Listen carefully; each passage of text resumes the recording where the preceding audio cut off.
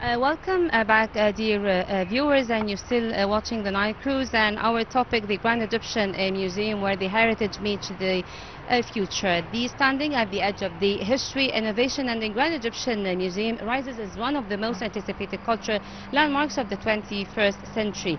Designed in the perfect harmony with the geometry of the Giza pyramids, the museum's architecture aligned with along the invisible line and to connect the apex of each pyramid and forming a seamless visual symbolic bond. And to shed more light, we are much delighted to be joined with Dr. Abir Enany, the professor of Egyptology and the modern guidance. Hello and welcome to Nile Cruise, and it's a pleasure having you, Professor. The pleasure is mine. Thank you for having me on this program about the Grand Egyptian Museum. Well, Professor Abir, can you tell me, in your point of view, what makes the Grand Egyptian Museum a turning point in Egypt's culture and the tourism landscape? Sure. Egypt for thousands of years have led the heritage movement around the world and inspired the world with its culture, history and heritage. Now with the Grand Egyptian Museum, I would consider it a turning point in many regards. First of all, the tourist who is coming to Egypt to visit Egypt now will be more focused around the pyramid area. Yes. Will have like a map of Egypt telling him about the desert, the pyramids, the valley. In other words, it will be like a cultural experience for the tourist who is coming here.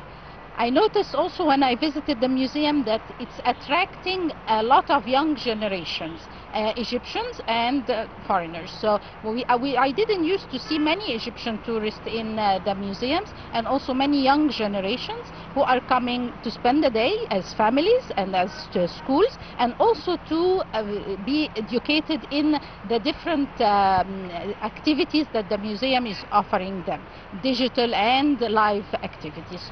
Well, Dr. Abir, also the museum architecture design is fascinating, especially in the geometric alignment with the three pyramids. Can you explain for us the design that reflects Egypt's harmony with the heritage and the modernity? Oh yes, I would tell you that it is in fact quite inspiring, because for many years I've been a tourist guide before I became a professor. For many years I used to explain to the tourists how Egypt's geography is reflected on the building of the pyramids. How so? We have, if we are standing on the plateau, on the Giza plateau, looking down at the valley, we would see a river in blue color, we will see agricultural land in green, and then we will see the yellow desert. Ancient Egyptians, when they looked at this, they thought that the pyramid, which is a tomb, should be built on the desert, on the dead land, in the direction of the west, where the sun sets to end its journey. Yes. Now, when we build the Grand Egyptian Museum, it's almost the same idea. The Grand Egyptian Museum is built on the edge of the plateau, like the pyramids of Egypt, like all the pyramids, not just the Giza pyramids. It's overlooking the Green Valley, the Blue River Nile, and it is also as if, like the pyramids were the start or the gateway for eternity, the Grand Egyptian Museum, with all its triangles and pyramid shapes all over the design of the museum, is also going towards eternity. It's like it's a window to eternity, like the pyramids were a window to eternity. Well, Doctor, the newly launched official website of the Grand Egyptian Museum is being described as the window of Egypt, and it is promoting for it. How do you describe it, and how this can facilitate for the visitors and the tourists? Well, it's quite a modernized, up-to-date website, definitely. It gives like a whole window of virtual tours and virtual tours to the museum, giving the tourists a bit of a glimpse of what's in the museum before coming here. Not only the museum, the civilization, the culture as well as offering facilities for booking, for other facilities too, tours and workshops that the museum offers. So it's like going to a totally different level of museums to compete with the museums around the world, the modern museums around the world. And as you mentioned before that you were a tour guide before you became a professor for sure. From your point of view, how do you think the museum will redefine the visitors' experiences and compare to the traditional museums?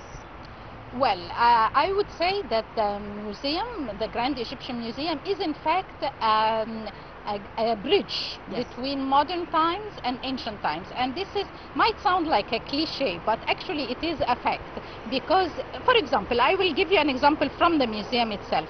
As you walk through the museum, you see a room, a setting with all white walls around it. So you are intrigued to step in. You step in, and then suddenly you see that the walls are turning into scenes, paintings, one after the other, and then you realize that you have stepped into the tomb chamber of Khnum-Hotep, who was actually a governor of a province in Minya of today 4,000 years ago.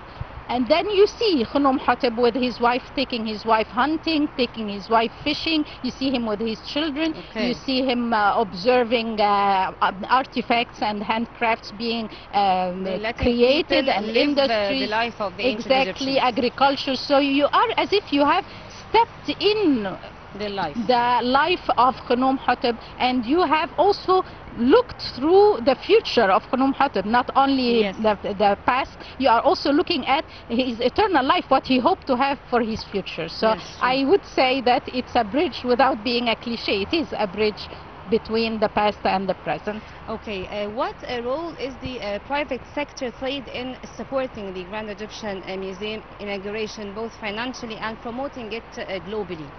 Well, it has been like a sort of everybody's open chance for participating and joining in this magnificent project. So it has been selection of many partners who contributed to the work in the museum and the background. Yes, the Grand Egyptian Museum to offer a culture and a touristic experience rather than just a visit. What do you think? Yes, indeed. You have all sorts of workshops that are provided for educating children, youth, even adults. You have also virtual reality tools that takes you to the tomb of Tutankhamun, for example. It takes you to a live experience of temples and pyramids. You get to see many aspects of the life of ancient Egypt virtually, but in the setting of the museum. So it is definitely a cultural experience. How do you see the museum is expected to influence the nearby tourism infrastructure regarding the restaurants, the transport around the Giza Plateau? Well, it is a leap for the Giza Plateau. It is definitely a changing experience for the whole area. Already you see hotels, you see facilities around the area, you see bridges being built and roads to connect the area around it. I can see that many people working in tourism are moving closer to the Giza area to be near the, it's like a hub of culture and heritage and tourism. It will be the city center for tourism, I believe. Yes, doing the Grand Egyptian Museum is not just a national project, but also it's a symbol of international cooperation of Egypt's culture leadership. How does the Grand Egyptian Museum strengthen Egypt's role in the global hub for heritage?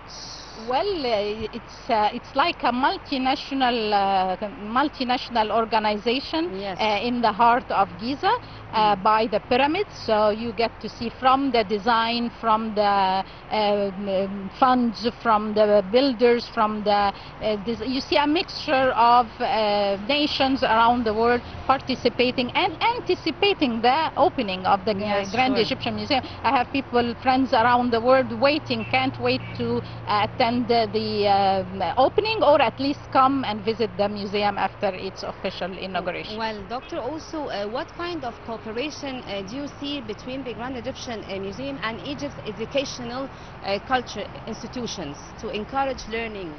Oh yes, absolutely. And research for It will sure. be an opportunity to bridge between universities and the museum. Already, like if some universities they do have conferences or so, we have many times people planning their future conferences with a visit to the Grand Egyptian Museum, research centers, the whole new system in the database and in the organizing the artifacts in the museum are making it very easy for the researchers. I myself have been taking pictures for a research I'm working on inside the museum, and it was a fascinating experience, everything, the way it's organized. Well, Dr. Abir Enany, the professor of the Egyptology and the tourism guidance, thank you so much for being with us on Nile Cruise. And ladies and gentlemen, a short break and we'll be right back.